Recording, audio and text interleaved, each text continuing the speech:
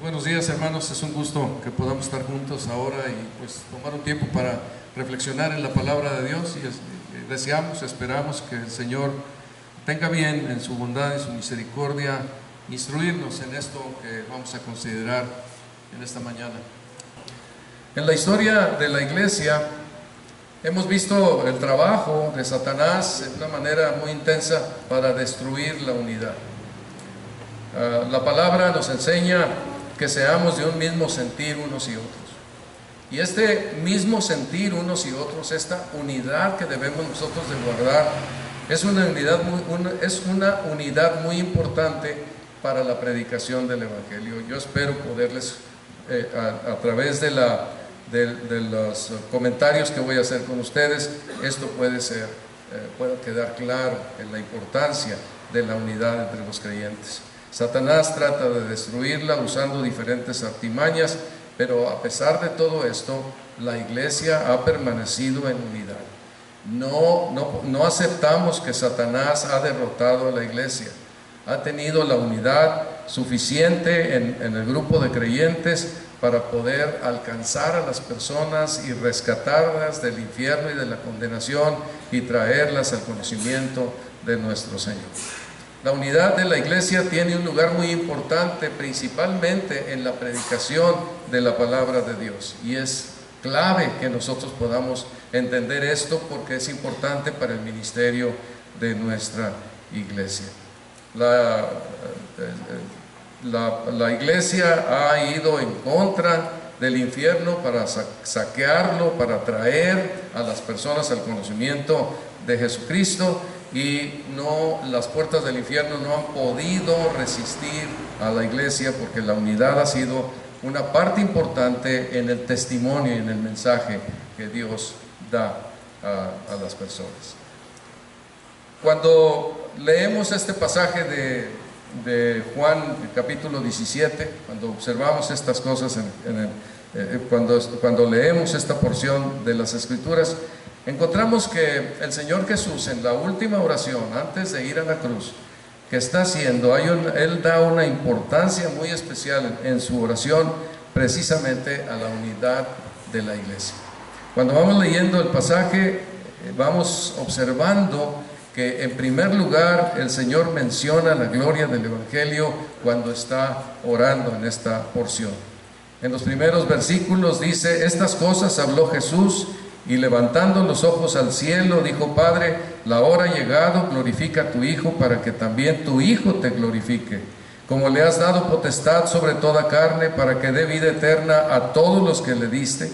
Y esta es la vida eterna, que te conozcan a ti, el único Dios verdadero, y a Jesucristo, a quien has enviado.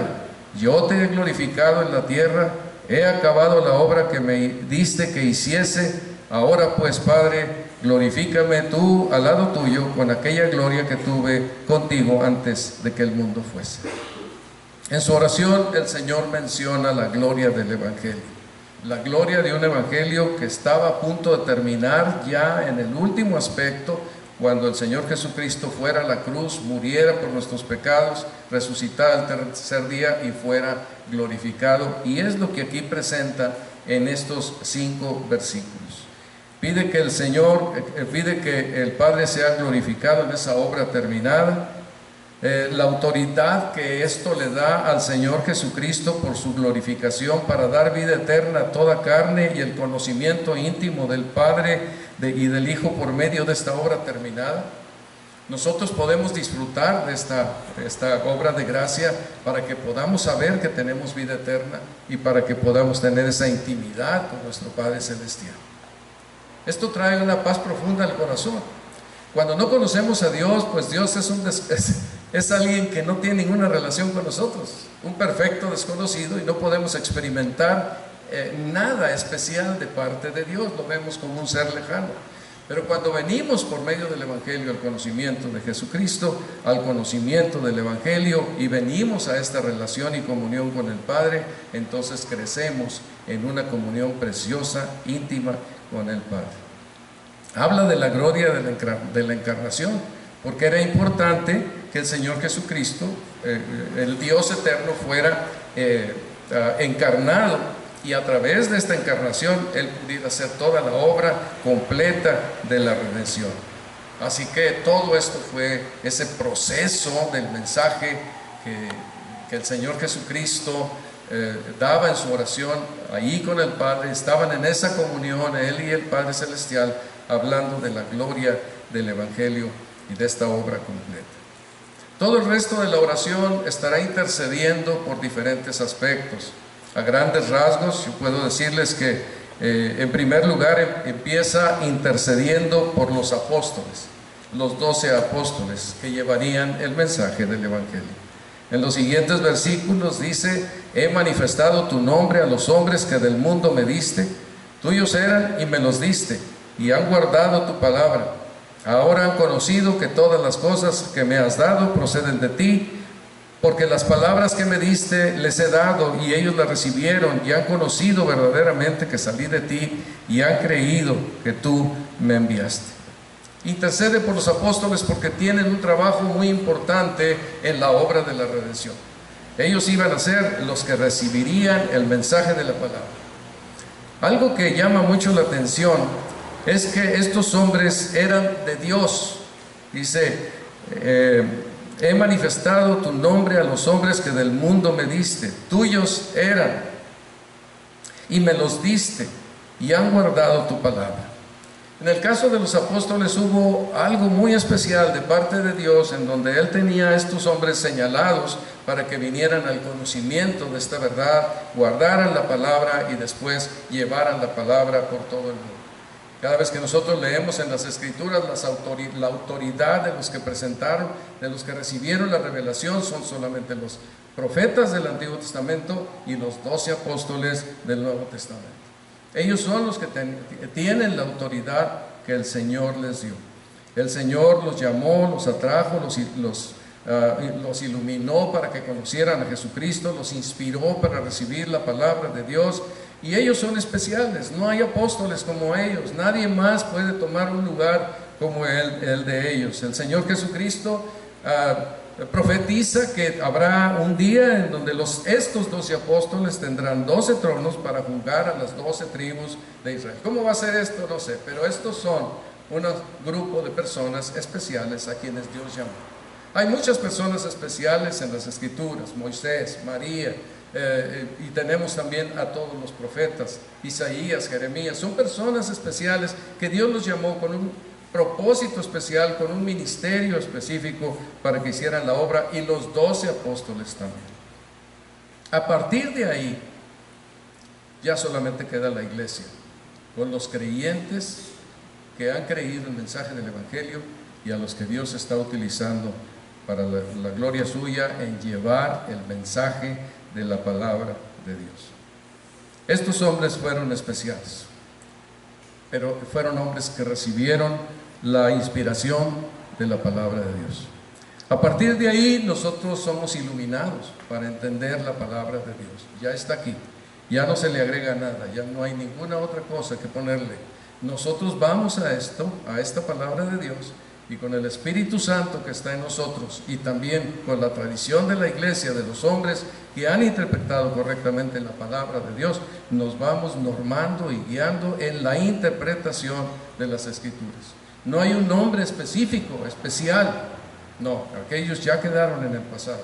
Ahora nosotros tenemos al Espíritu Santo, la tercera persona de la Trinidad, quien nos ayuda y nos encamina para entender la palabra de Dios. Es muy claro que en su oración el Señor Jesucristo se ocupa de orar por los apóstoles, dado el grande encargo que ellos tenían. Ruega porque son instrumentos santificados y útiles de Dios y de Cristo para promover la palabra suya. A ellos se les reveló, la escribieron, la pusieron allí para que fuera parte de la revelación de Dios de las Escrituras. Ora porque quedan en el mundo y pide a Dios que los guarde con su poderoso nombre. Ora porque tengan el cuidado del Padre, tan físico y tan espiritual como el del Hijo cuando estuvo ahí con ellos. Ora también porque el Señor tenga con ellos un cuidado poderoso que nadie se pierda. Y cuando estuvo Jesucristo con ellos, dicen, ninguno se perdió excepto el hijo de perdición. Este sí. Pero eso era algo determinado de parte de Dios. Cuando nosotros venimos a la fe, nosotros estamos seguros en la fe. Claro que vamos a ir demostrando que somos realmente de la fe, pero estamos seguros en la fe. Si hemos creído, entonces somos personas aseguradas por Dios para estar en esa confianza plena de soy salvo, tengo la vida eterna, estaré en la presencia de Dios. También ora para que ellos tengan el pleno gozo de Cristo en su íntimo ser, porque eso era necesario para llevar la predicación del Evangelio a un mundo antagónico a ellos, a su mensaje, el mensaje de la palabra de Dios. Y ahí como receptores de la palabra eran aborrecidos por el mundo de la misma manera que el Señor fue. El mundo no quiere la palabra de Dios. Al mundo no le interesa la doctrina de la palabra de Dios. Al mundo no le interesa Dios. Al mundo no le interesa Jesucristo. La característica del Hijo de Dios, como la de los apóstoles, es que se abre a las Escrituras. Empieza a verlas, se empieza a iluminar, empieza a entender, empieza a amarlas, empieza a acercarse a ellas y empiezan a ser el propósito de su forma de vivir. Se ajusta a la palabra de Dios porque sabe que ahí está la sabiduría que el Señor nos da para vivir una vida distinta, diferente, que glorifica a Dios en las cosas que hace. Por eso el Señor dice, no ruego por el mundo, pero ruego por ellos, por los que me diste, porque tuyo soy. Cada uno de nosotros somos propiedad de Dios. Si hemos creído el mensaje del Evangelio, así como los apóstoles, somos propiedad de Dios. Él nos ha comprado con la sangre preciosa de Jesucristo y le pertenecemos. Yo quiero invitarte aquí a reflexionar, hermano, tú le perteneces a Dios. No te perteneces a ti. Tú fuiste comprado con la sangre de Jesucristo para ser suyo. No sé qué tanto te guste esto, pero esa cautividad, esa pertenencia, esa posesión de parte de Dios para nosotros es la mayor bendición que nosotros podemos tener en esta vida y por toda la eternidad. Ahora, estamos haciendo solamente algunas menciones de lo que el Señor está aquí orando, pero hay algo especial en donde el Señor pide que ellos manifiesten la unidad, porque los ha comprado. Le pertenecen a Él, son su posesión. Y dice, ya no estoy en el mundo, mas estos están en el mundo. Y yo voy a ti, Padre Santo, Padre Santo, a los que me has dado, guárdalos en tu nombre, para que sean uno, así como nosotros. ¿Se imaginan ustedes la comparación que el Señor está haciendo? Cristo y el Padre son esa Trinidad en que son dos personas distintas, pero uno a la vez, el mismo Dios. Están unidos íntimamente, profundamente, de tal manera que son el mismo y único Dios, pero a la vez son dos personas distintas, unidas, juntamente con el Espíritu Santo, la tercera persona. Aquí el Señor está pidiendo que los apóstoles, está refiriendo a los apóstoles, sean uno como ellos lo son, porque esta iba a ser la razón poderosa por la cual la gente creería el mensaje del Evangelio. El Señor aquí pide porque ellos sean uno. Más adelante, que es donde ya nos ocupamos propiamente del mensaje, el Señor intercede por la unidad de la iglesia para que todos seamos uno con ellos. Nos descubre que todos los que venimos a la fe somos uno con ellos por causa de la obra de Jesucristo en la cruz del Calvario. Vuelvo a decir, todos los que venimos a la fe, que creemos en Jesucristo, que creemos en el Evangelio, en su obra salvífica, somos uno con Cristo, con Dios, con la Trinidad, con el Espíritu Santo. Somos uno con ellos. Y es importante que esta mañana podamos comprender la fuerza de esta unidad, el poder de esta unidad y el significado de esta unidad para cada uno de nosotros, y que nos afecte en nuestras vidas cotidianas. Así como a los apóstoles, también cuando venimos a la fe, nos da el gozo que estaba en el corazón de Jesucristo, para que tengan mi gozo cumplido en sí mismos. La fuerza del Señor está también en el gozo de Jesucristo, como muchos pasajes de la Escritura nos lo presentan. Pero también necesitamos esa fuerza, porque cuando queremos vivir para el Señor hay diferentes etapas en la historia de la iglesia, pero el mundo aborrece a los que no son del mundo y a los que caminan en los principios de la palabra de Dios. Diferentes momentos, diferentes situaciones, pero sucede. Los creyentes siempre debemos estar listos a que haya ese antagonismo a la verdad de la palabra de Dios que nosotros pretendemos vivir y caminar en ella. No somos del mundo, hermanos. Le pertenecemos al Señor. Nuestro lugar es la patria celestial. Déjenme decir esto, que yo creo que lo repito mucho, será por viejo, ¿verdad? Pero con frecuencia se le tiene miedo a la muerte.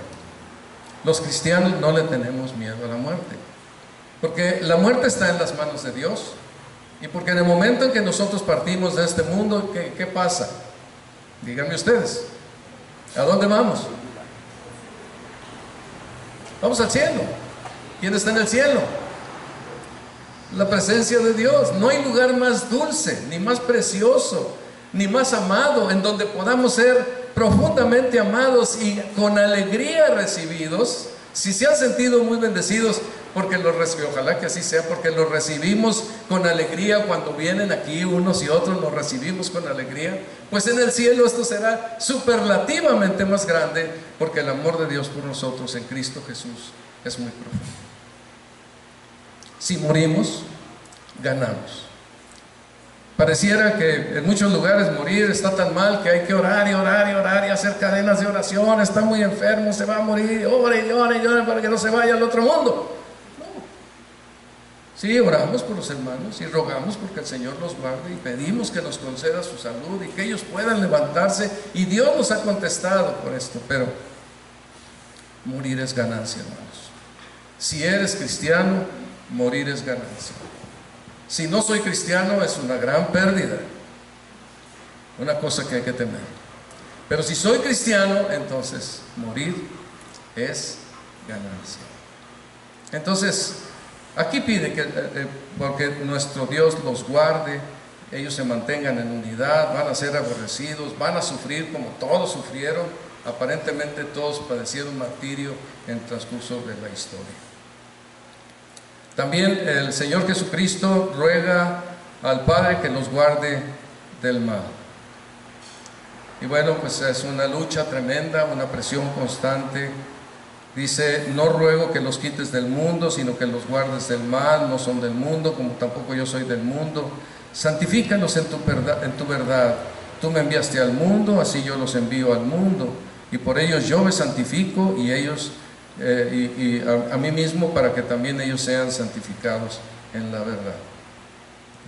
Hermanos, pues estamos en un mundo tremendo. La influencia nos puede llegar por muchas partes, de diferentes formas. A veces podemos no darnos cuenta de que estamos caminando bajo la influencia de los estándares y de los principios del mundo. Pero aquí el Señor Jesucristo, como a los apóstoles, nos dice también a nosotros: santifícalos en tu verdad.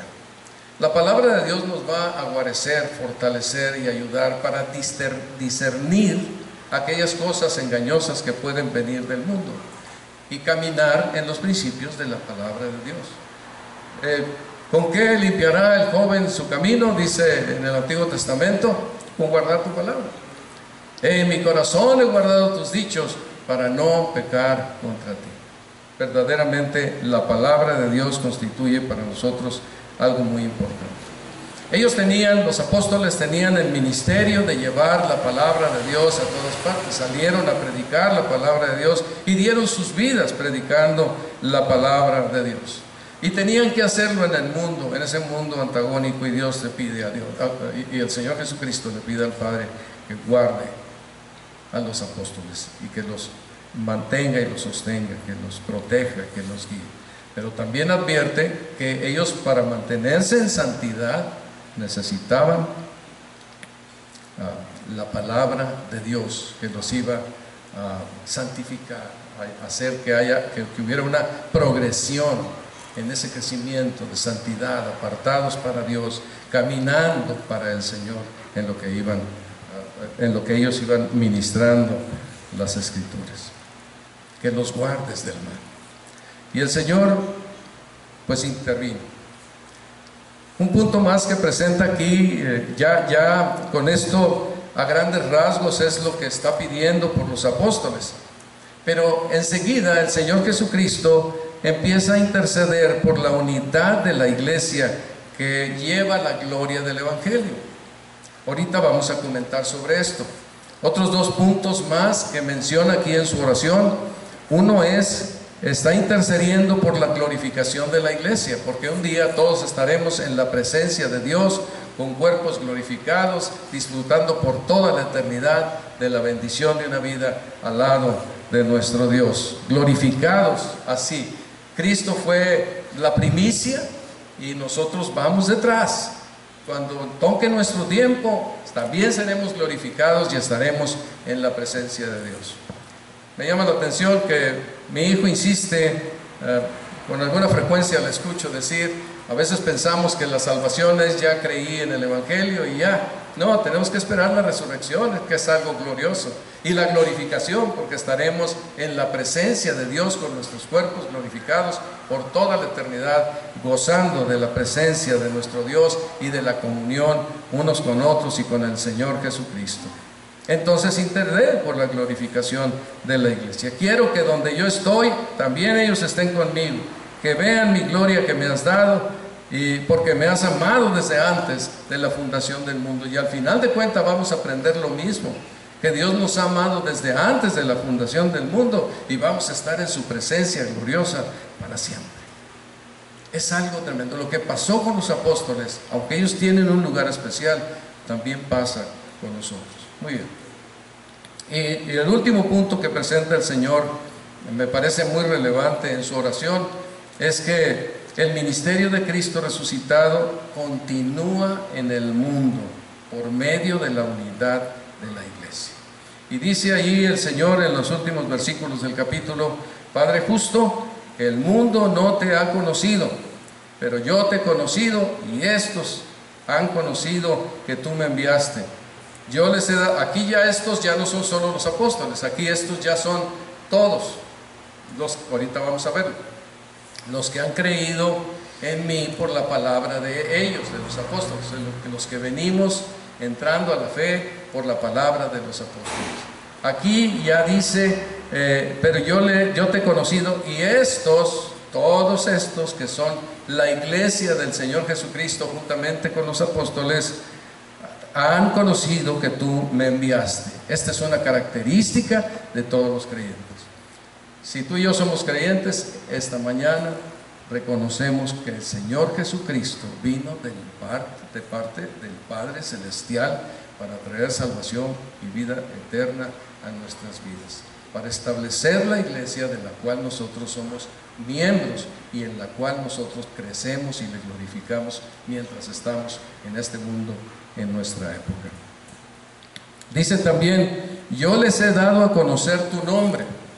A la iglesia de todos los tiempos, a los apóstoles y a todos nosotros, el Señor nos ha dado a conocer su nombre y lo daré a conocer aún. Él sigue haciendo este trabajo. El Señor Jesucristo, que resucitó y es glorificado, no está allá en el cielo esperando a ver qué pasa. Él está presente en medio de nosotros.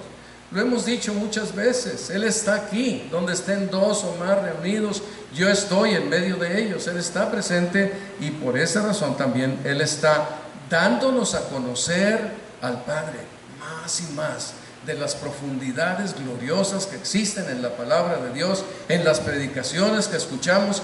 Dios, Cristo Jesús, nos está enseñando en esa manera poderosa y misteriosa que tiene, que a través de hombres aquí muy falibles, sin embargo Dios está haciendo su trabajo por el Espíritu Santo, guiándoles a cada uno de ustedes a conocer más y más al nombre glorioso de nuestro Dios. No es pérdida de tiempo escuchar mensajes de la palabra de Dios. Es una gran ganancia que por causa del Espíritu Santo nosotros tenemos. Y luego agrega algo muy especial. Daré a conocer aún para que el amor con que me has amado esté en ellos y yo en ellos. Hermanos, esto es algo tremendo. El amor con que Dios ha amado al Padre esté en nosotros y Cristo también, y ese amor de Cristo también, para que esto se manifieste al mundo. Esté en ellos y yo en ellos. Cuando vemos en las Escrituras el amor de Dios que ha sido derramado en nuestros corazones por el Espíritu Santo, tiene el poder de hacernos obrar en tantas maneras.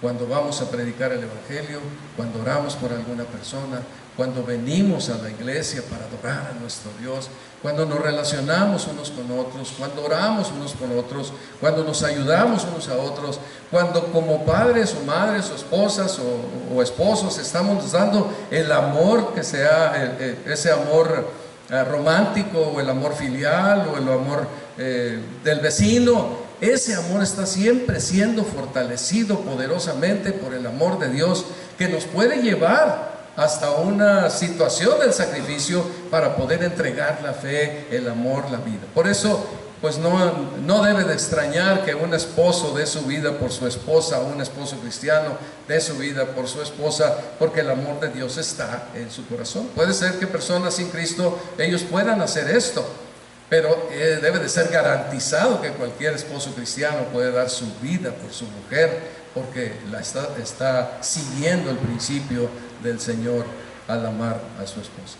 El amor se fortalece. Una persona puede salir por el amor que tiene por las personas que necesitan a Cristo y sale a predicar el Evangelio y puede dar su vida como lo han hecho millones, porque el amor de Dios está ahí fortaleciendo ese amor que les lleva a predicar el mensaje del Evangelio.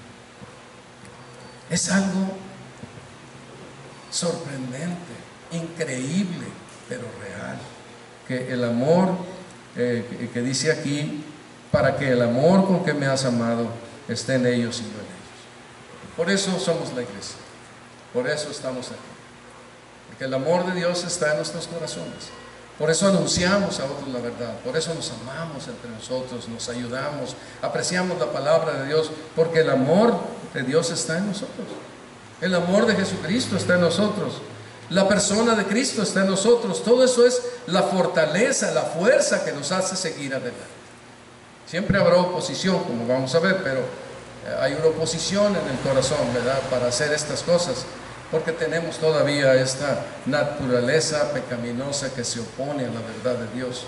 Pero tenemos la fortaleza de Dios y del Espíritu Santo para que nosotros vayamos adelante. Lo decíamos y lo decíamos en la semana pasada también, al honrarnos, a lo mejor no queremos, a lo mejor no estamos de ánimo, a lo mejor me molesta la presencia de otra persona, pero no, yo no hago caso a eso que es del pecado, que es del presente siglo humano, sino que me entrego a la buena voluntad de Dios, que es agradable y perfecta, para vivir de acuerdo a su enseñanza, de acuerdo a su voluntad, de acuerdo a la guía que me da también el Espíritu Santo en mi corazón, en mi vida, cuando leo las Escrituras y me dice, tienes que hacer esto, tienes que vivir de esta manera, este es el camino que tú debes de seguir.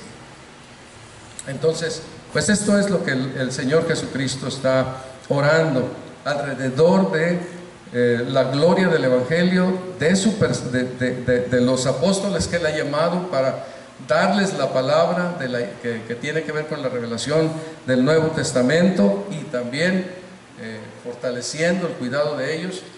Después ora por la unidad de la iglesia y luego ya en forma general habla de la glorificación de la iglesia y del ministerio de Jesucristo glorificado en medio de la iglesia. Bueno, ustedes lo leerán ahí, espero que al leerlo, que confirmen como los bereanos, ¿verdad? Chequen y estén de acuerdo con lo que yo estoy comentando. Muy bien, ahora sí vamos a pasar a la parte donde el Señor Jesucristo intercede por la unidad de la iglesia que lleva la gloria del Evangelio. Comienza diciendo en el versículo 20,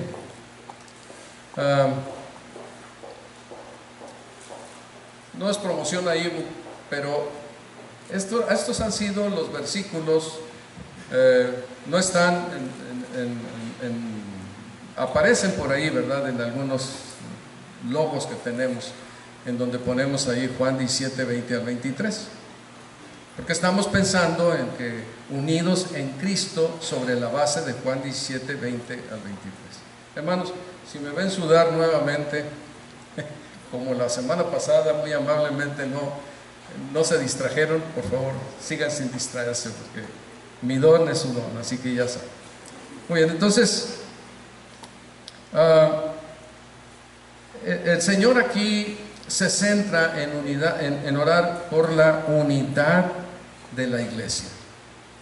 Y yo espero que podamos descubrir la importancia de este principio bíblico, de esta doctrina de las Escrituras que nos une, nos acerca, nos cautiva, nos coloca en una posición que no nos podemos zafar. Si somos creyentes, no nos podemos zafar. Dice el Señor Jesucristo: mas no ruego solamente por estos, sino también por los que han de creer en mí por la palabra de ellos. Aquí pues tenemos muy claramente que el evangelio que les fue revelado a aquellos hombres, los apóstoles, que fue el evangelio que ellos creyeron, por el cual vinieron a la fe, es el evangelio que llega hasta nosotros.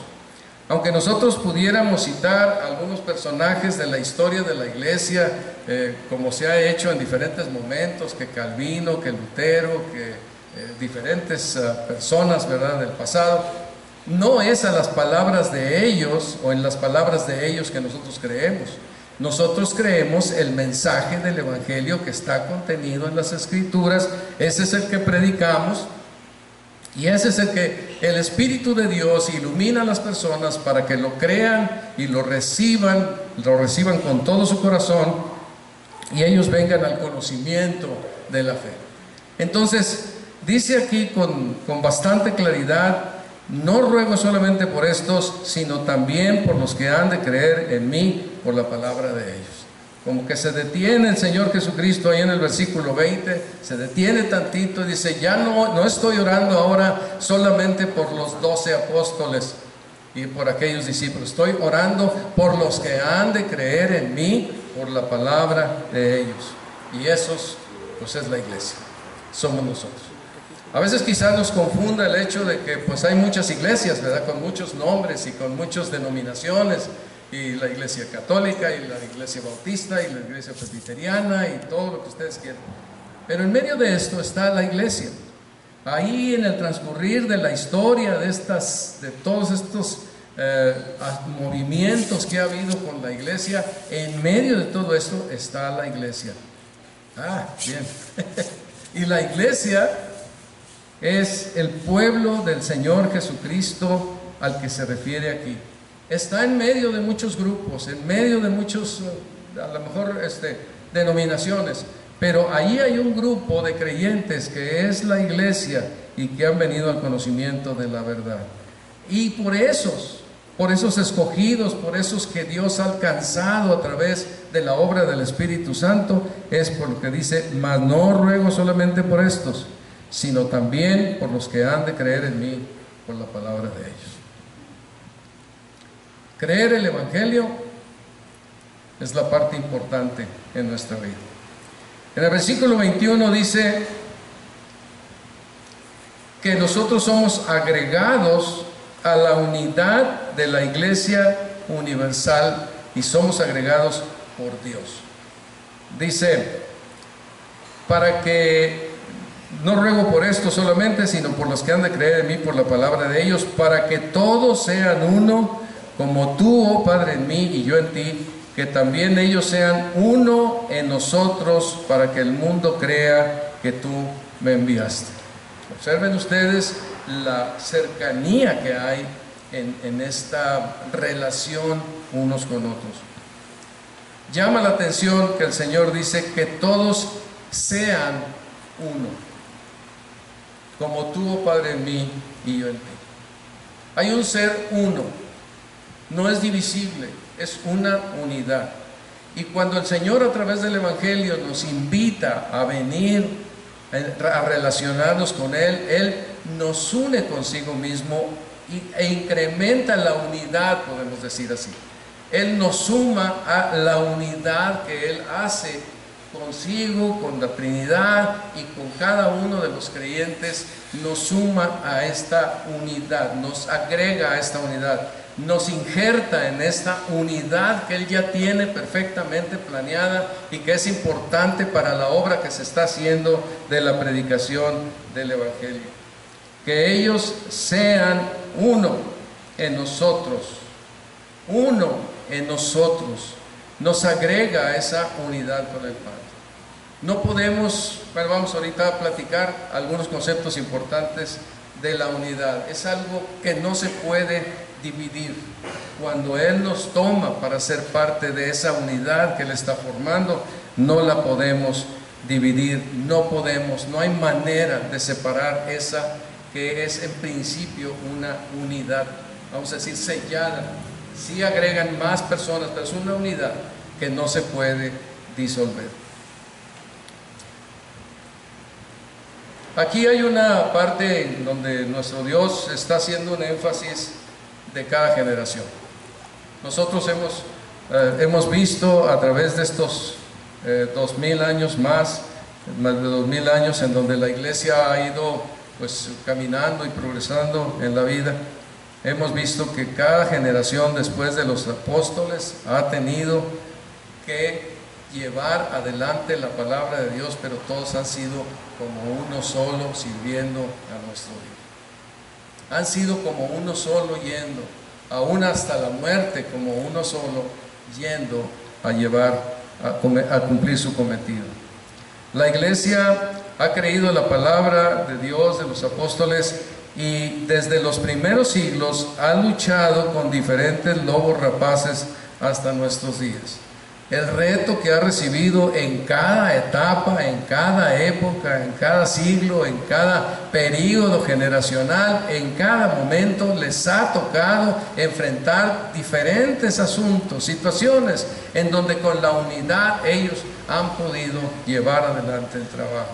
Han surgido herejías, falsas enseñanzas, se han querido infiltrar personas para meter ideas que son extrañas al Evangelio, y la unidad de la iglesia ha sido la fortaleza suficiente, y Dios la ha utilizado para alcanzar sus propósitos de definir la doctrina, de definir la verdad, de definir la enseñanza, de definir los libros de la Biblia en esa unidad de hombres que a lo mejor ni se conocían, pero que estaban en la unidad del Padre Celestial. Todos ellos estaban haciendo todo ese trabajo en sus épocas, en los momentos en que ellos vivieron ese trabajo para librar de los lobos rapaces la enseñanza de la palabra de Dios y los creyentes.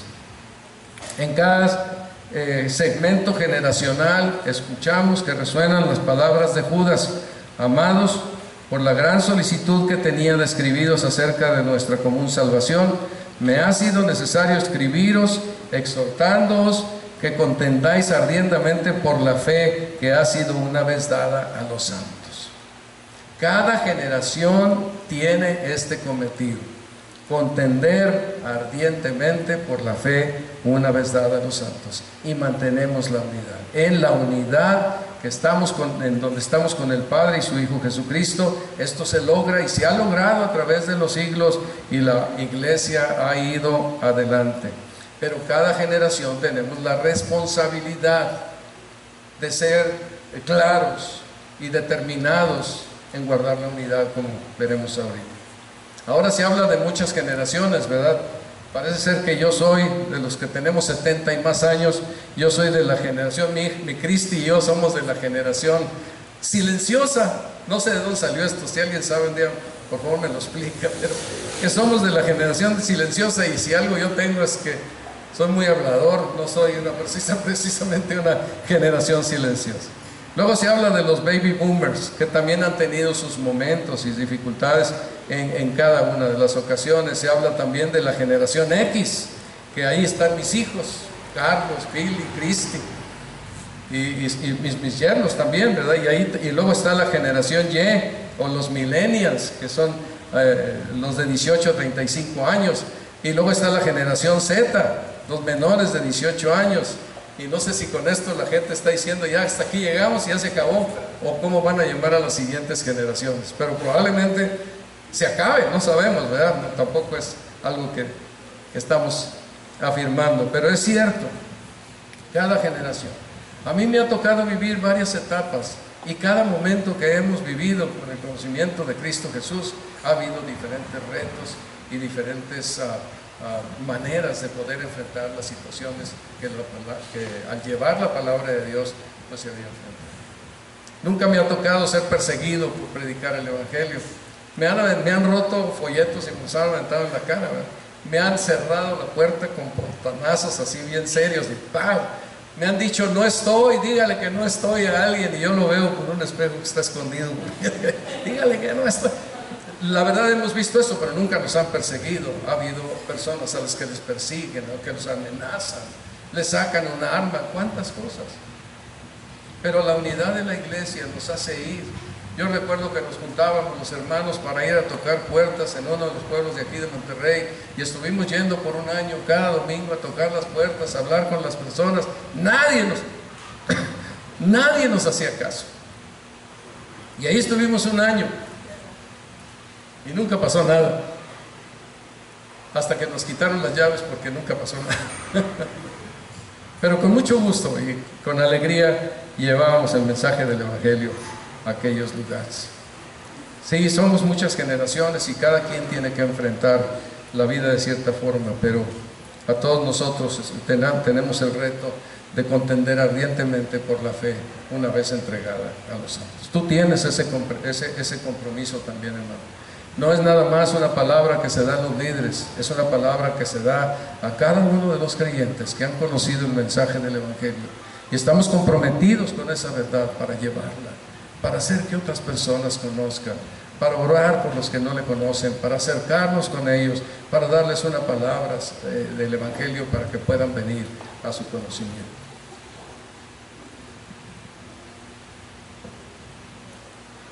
Los versículos 22 y 23, especialmente, creo que es una parte aquí medular. Dice, 22 dice, la gloria que me diste, yo les he dado, para que sean uno, así como nosotros somos uno. Yo en ellos y tú en mí, para que sean perfectos en la unidad, para que el mundo conozca que tú me enviaste y que los has amado a ellos, como también a mí me has amado. Para que se cumpla todo esto que es glorioso, perfectos en la unidad, para que el mundo conozca que tú me enviaste y que los has amado a ellos como a mí me has amado. Este poderoso amor de Dios está en la base de lo que el Señor Jesucristo dice: la gloria que me diste, yo les he dado. El Señor Jesucristo recibió una gloria.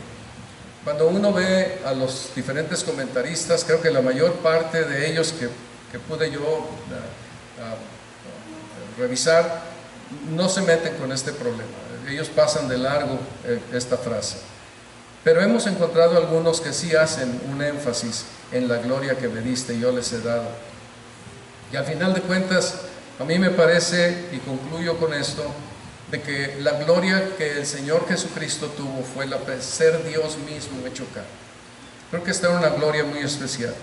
En Juan 1:14 dice la palabra de Dios que aquel verbo estaba en la eternidad creando, se hizo carne y vimos su gloria, gloria como del unigénito del Padre, lleno de gracia y de verdad. Me parece que aquí el Señor Jesucristo hace un énfasis a que la gloria de Dios, la presencia de Dios en toda su plenitud estaba en el Señor Jesucristo. Y los hombres que vieron a Jesucristo, que convivieron con Él, que escucharon sus palabras, que vieron sus milagros, que escucharon las verdades que Él les predicaba, estaban viendo a Dios mismo hablándoles al corazón, hablándoles al alma, mostrándoles las verdades de Dios.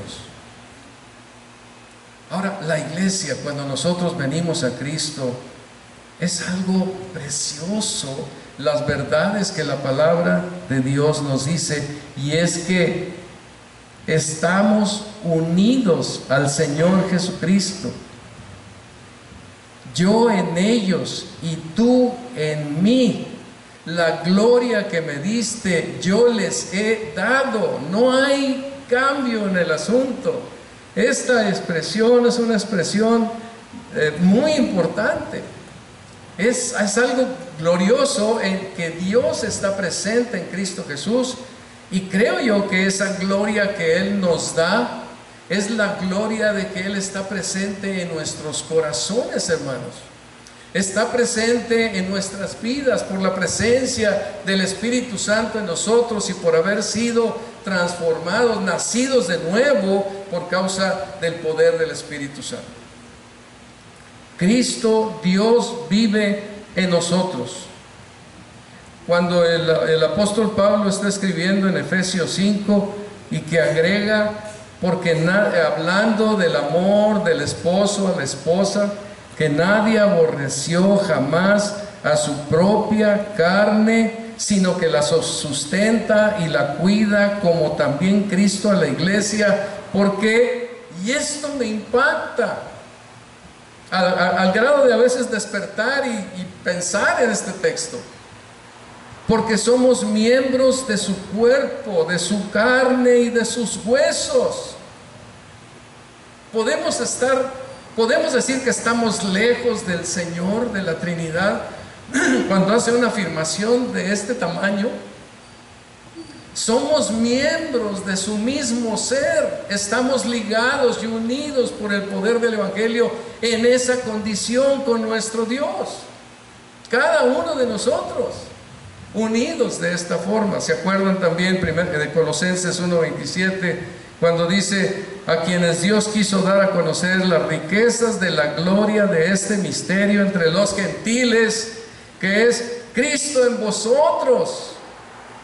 Cristo en vosotros, la esperanza de gloria. Cristo en vosotros, Cristo en nosotros. Yo me acuerdo que les decía a los hermanos allá en Jalapa, el tiempo que estuvimos por allá, digo, bueno, antes tú ibas a la iglesia a buscar a Dios. No, pues sí, ahora no, ahora Dios está en ti. En aquel tiempo no estaba tampoco en la iglesia, pero digo, ahora Dios está en ti. Yo quería marcarles, señalarles, mostrarles que había una enorme diferencia al venir a la fe. Dios vive en mí. No un pedazo de Dios, Dios vive en mí.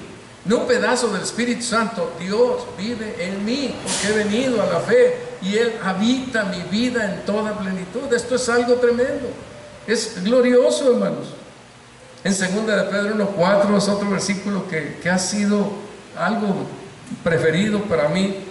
Cuando habla de las Escrituras, dice: por medio de las cuales nos ha dado preciosas y grandísimas promesas, para que por ellas llegaseis a ser participantes de la naturaleza divina.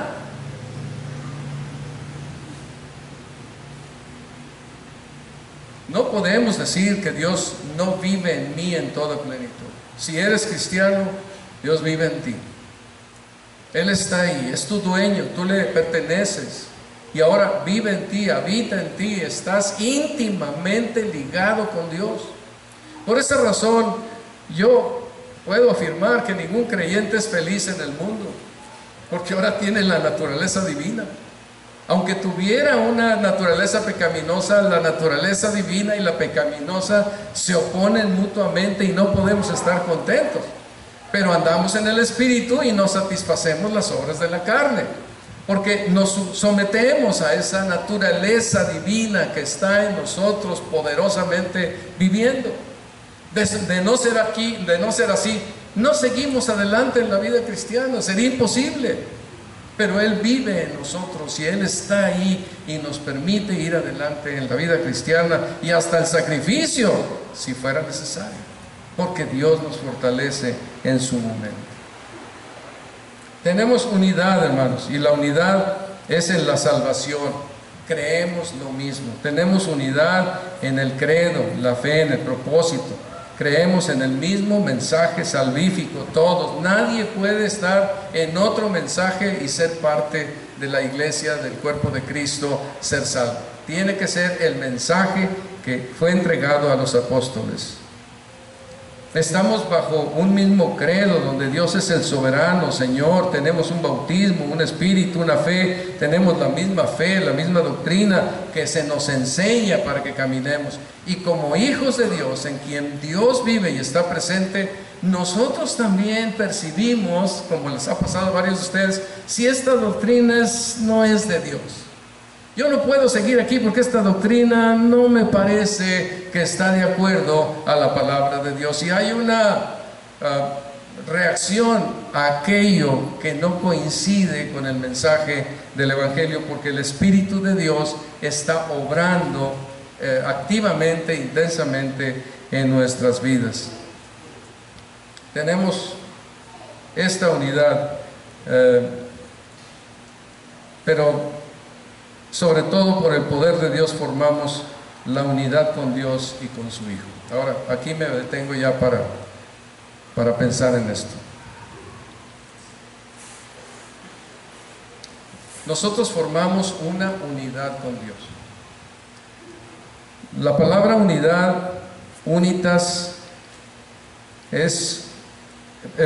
permite, de latín unitas, la palabra unidad permite nombrar a una determinada propiedad de las cosas que están relacionadas con la imposibilidad de división o separación. Una unidad es una propiedad de las cosas que están relacionadas con la imposibilidad de división o separación. Cuando Dios nos trae a su unidad, a la unidad de Él, con Dios en las personas de la Trinidad y entre nosotros y con ellos, cuando Dios nos trae a esta unidad, queda en esta misma propiedad. Él habla de la unidad, que sean uno, este es algo indivisible, no puede separarse, no es posible, por lo tanto, dividir la unidad. Cuando nosotros entramos a la unidad de Dios, no podemos decir yo no soy parte de esa unidad. Estarás rebelde al hecho de que seas parte de esa unidad, pero no dejas. Tú eres parte de esa unidad porque viniste a ella por medio del Evangelio. Si tú no quieres ser parte de la unidad, lo único que va a suceder es que la unidad no va a funcionar correctamente, pero no deja de ser unidad. A ver si me explico en esto. Pensemos, por ejemplo, en la unidad de cuidados intensivos, otra vez con el perdón de los doctores, ¿no? Pero pensemos en la unidad de los cuidados intensivos. Está formada esa unidad por varios elementos. Por un lado, están los equipos diferentes de personas, de médicos, con diferentes especialidades para poder atender en medio de las crisis, de la emergencia, de los cuidados intensivos, los diferentes aspectos que se requieren atender en las personas. Son personas diferentes, de distintas disciplinas, pero especializados en lo que tienen que hacer. Hay un mobiliario, hay un equipo para diferentes asuntos que se tiene que saber manejar, expertos, técnicos que sepan manejar aquello, rayos X, alguna cosa para dar choques y que la persona reviva o resucite, cuántas cosas los que ponen, los canalizan a las personas, los que canalizan a las personas en aquella unidad de cuidados intensivos. hay un lugar, tiene que ser un espacio especial, tiene que estar en condiciones especiales, todo tiene que estar adecuado para que la unidad de cuidados intensivos esté funcionando. Es un universo de cosas que está ahí, unidos para que funcione. Si de repente la unidad de cuidados intensivos necesita el cardiólogo y no llegó, o no quiso ir porque tenía una fiesta, entonces la unidad está siendo afectada en su funcionalidad, en su desarrollo, en su trabajo apropiado, pero no pierde, no deja de ser la unidad de cuidados intensivos. No sé si me explico con esto. Nosotros somos parte de la unidad de Dios. Y yo creo que hay una tremenda apatía de parte de nosotros de darle importancia a estar en esta condición como hijos de Dios, redimidos por la sangre de Jesucristo, en una unidad gloriosa como es la unidad de Dios, para que sean uno, para que vengan a ser parte de esta unidad. No es para que se vuelvan uno solitario, es para que vengan a ser parte del universo, de la unidad de Dios, en donde cada uno de nosotros tenemos un lugar. ¿Se acuerda cuando hablamos acerca de que somos miembros los unos de los otros? Y honrarnos y el amor. Todas estas cosas son partes importantes que nos ayudan a guardar la unidad, darle la solidez, la funcionalidad a la unidad. Dios es el que la guarda. Dios es el que nos ingresa a esta unidad. Es por Él y por su Evangelio que entramos en esto. Y Él es el que la guarda con su gracia, con su poder, con la intervención del mismo Señor Jesucristo, la enseña. Él hace todo con esta unidad, pero la unidad es importante para que nosotros podamos manifestar el mensaje del Evangelio en todo lugar. No nos podemos separar de ella, pero la podemos hacer ineficiente. Ahora, la unidad tiene que verse, y vuelvo al mismo asunto. ¿Dónde se ve? En donde los creyentes se congregan, donde somos una unidad, donde todos con gozo cantamos, participamos, estamos en el entendimiento de que no venimos a reunirnos, sino a rendirle culto a nuestro Dios, en donde no venimos a satisfacernos a nosotros de alguna manera, sino venimos a adorar a nuestro Señor Jesucristo, en donde entendemos que Él es el verdadero Dios y la vida eterna, y estamos aquí para hacer esta adoración. Entonces nosotros estamos en esto, somos parte de esa unidad, y el Señor convoca a su pueblo para que todos estemos juntos y manifestemos la unidad en esta comunión que podemos tener unos con otros. La semana pasada yo comentaba, y vuelvo a decirlo, lo básico para manifestar mi disposición de honrar a otros, o de ser miembros los unos de los otros, o de saber que soy parte de esta unidad, es venir consistentemente, primordialmente. Y yo les quiero animar, hermanos, para que no pongamos otras cosas en primer lugar, que esto sea una parte importante para sus vidas, porque es de Dios, es el llamado de Dios. A menos que no me crean y digan, no te creo que es el llamado de Dios. Pero si es el llamado de Dios, pónganlo en primer lugar sobre la familia, en primer lugar sobre los intereses, en primer lugar sobre los negocios, en primer lugar sobre varias cosas. Y ahí acérquense con Dios y decir, Señor, pues tengo que ir, quiero ir, pero tengo este pendiente, tengo aquel otro pendiente. O si tienen un familiar o alguien que les visita, tráiganlo, vénganse con él, que él pueda ver la unidad aquí también, y lo que nosotros hacemos delante de Dios al adorarse y al escuchar la palabra suya. A la unidad debemos darle ese lugar. Dios espera que tengamos esa prioridad en nuestros corazones. Oigan, el ser puestos en la unidad de la que el Señor Jesucristo está hablando es un alto privilegio que no podemos darnos el lujo de menospreciar, de ponerlo en segundo lugar, de ninguna manera, porque cuando estemos en la presencia de Dios, quien no hace acepción de personas, nos va a dar una buena regañada y una buena exhortación. Debemos darle ese lugar. Es importante. Revísenlo, analícenlo, lean la palabra. Si la palabra es la que nos norma a nosotros, pues entonces hagámoslo. Allá en Efesios capítulo 4 nos dice que el tratar de conservar, de mantener esta unidad, de hacer que sea manifiesta, es una vocación en el corazón del creyente.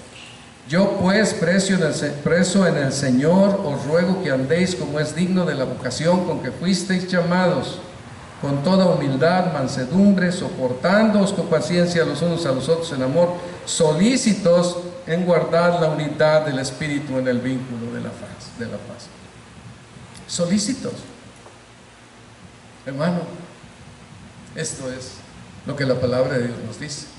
A lo mejor no estás muy de acuerdo, revísalo por favor, velo en las Escrituras, y si lo ves ahí, acéptalo, porque es la palabra de Dios que nos llama a nosotros.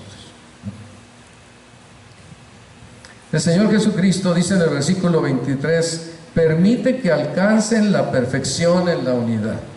Y es porque pues hay una lucha que todos nosotros tenemos. Aquí tengo varias versiones en la manera en que se usa o se interpreta o se traduce esta palabra, pero en todos los casos, para que lleguen a ser perfectamente uno, dice otra versión, o que sean perfectos en una cosa, mantenerla, guardarla, solícitos a hacer esto, a que alcancen la perfección en la unidad. La perfección en la unidad es de lo que más se menciona. Sí, tenemos un compromiso con esa unidad.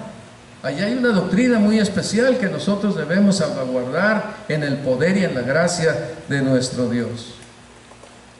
Hermanos, si no estamos unidos a esa unidad, si no colaboramos, si no hacemos nuestra parte de aceptar y de participar activamente en esta unidad, entonces estamos afectando la obra del Evangelio en el ministerio de nuestra iglesia. No estamos afectando lo demás a nosotros aquí, porque esta localidad manifiesta la obra de Dios en nuestras vidas. Entonces esto pues es claro. Los discípulos estaban muy preocupados porque esta unidad se guardara, y pues cuando hubo algunos asuntos que hacían peligrar la unidad, por ejemplo cuando hay una queja por la distribución que se hacía a las viudas, rápidamente resolvieron para mantener la unidad. Y en Hechos 15, cuando había una discusión sobre el Evangelio y los ritos judíos, rápidamente se reunieron para seguir adelante con la unidad. Y en ambos casos siempre el resultado es que la palabra del Señor y el número de los discípulos se multiplicaba grandemente en Jerusalén, y también muchos de los sacerdotes obedecían a la fe.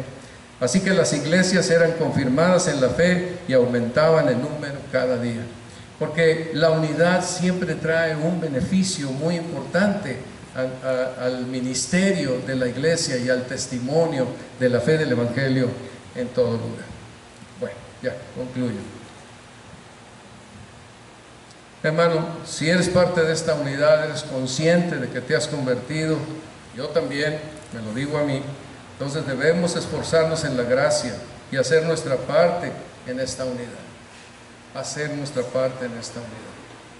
O en la unidad donde estés, o en la unidad donde vayas, se parte con ellos para servir al Señor en unidad con los demás creyentes. Debemos asumir nuestro lugar en la unidad con gratitud y agrado, con gozo, porque es un grande privilegio que el Señor nos ha dado al venir a ser parte de este cuerpo glorioso de Jesucristo. Y también recordemos constantemente, la unidad no es automática. La unidad constituye una lucha, como muchos de los aspectos de la vida espiritual. Es una lucha contra Satanás, pero es una lucha que no debemos dejar de hacer. Es una buena batalla, es la buena batalla de la fe. Seguir adelante, consistentemente, ir adelante en buscar que es ser parte fiel de una manifestación de esta unidad para que alcancemos los planes y propósitos de Dios. La unidad es clave, tomémosla en cuenta, hagámosla nuestra. participemos como miembros que somos de esta unidad indivisible, con el Padre y con su Hijo Jesucristo. Vamos a orar. Amado Señor, pues tú eres soberano sobre todas las cosas, nosotros te pertenecemos, tú eres nuestro dueño, tú nos has permitido, Señor, ser parte tuya, y ahora nos has injertado en Cristo Jesús de tal manera que somos miembros de su cuerpo, de su carne y de sus huesos. Señor, gracias, porque siendo pecadores tú nos trajiste de ese lugar tan terrible de condenación eterna y nos has puesto ahora en un lugar tan singular, tan especial, como miembros del cuerpo de Cristo en tu iglesia, siendo esta parte de la unidad. Señor, guíanos, ayúdanos, fortalécenos para que nosotros estemos estimulando la unidad tuya en medio de nuestra iglesia y que seamos de un mismo sentir, que tengamos un mismo propósito y un mismo corazón para estar reunidos en tu nombre, para adorarte y para servirte con lo que tú nos mandes o indiques, sea predicando el Evangelio, sea enseñando tu palabra, sea participando con los niños, sea administrando algunos asuntos importantes dentro de la iglesia, sea participando en diferentes formas. Señor, ayúdanos y guíanos a cada uno de nosotros, ilumina nuestro corazón para ser parte activa de tu iglesia para la gloria tuya. Sabemos que tú nos guiarás, encaminarás y ayudarás. En el nombre precioso de Cristo Jesús te damos las gracias. Amén. Que el Señor los bendiga, hermanos. Gracias por su atención.